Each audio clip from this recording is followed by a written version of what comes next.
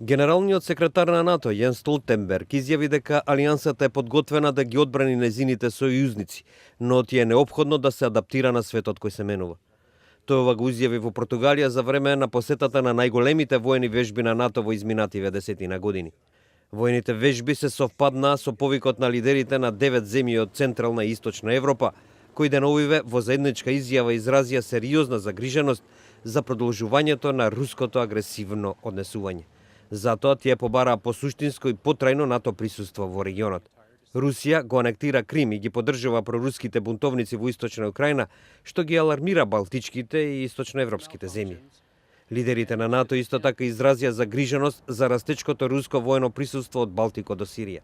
Тоа посебно откако Русија пред 5 недели покрена воздушни напади во поддршка на сирискиот председател Башар ал-Асад. НАТО мора да биде во можност да ги брани сојузниците од каква било закана. Ние сме во состојба да го сториме тоа денес. Но ние исто така треба да признаеме дека светот се менува и затоа НАТО мора да се прилагоди. Сега ние го третираме предизвикот на она што го нарекуваме долгорочна адаптација, рече Столтенберг. Тој додаде дека НАТО го зголемува присуството во источниот дел на алијансата со прелиминарно позиционирање и со формирање мали штабови, што ќе служат за интегрирање, односно за поврзување меѓу националните војски и силите на НАТО. Столтенберг изјави дека руското воено зајакнување од Балтикот до Источен Медитеран ќе овозможи на Москва да контролира клучни делови во сегашната криза.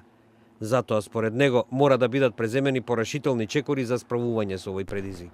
Ние ги испитуваме можностите за натамошно зголемување на военото присуство на НАТО во регионот, рече Столтенберг, додавајќи дека ова прашање ќе биде на дневниот ред на наредниот самит на Алијансата во јуни идната година во Варшава.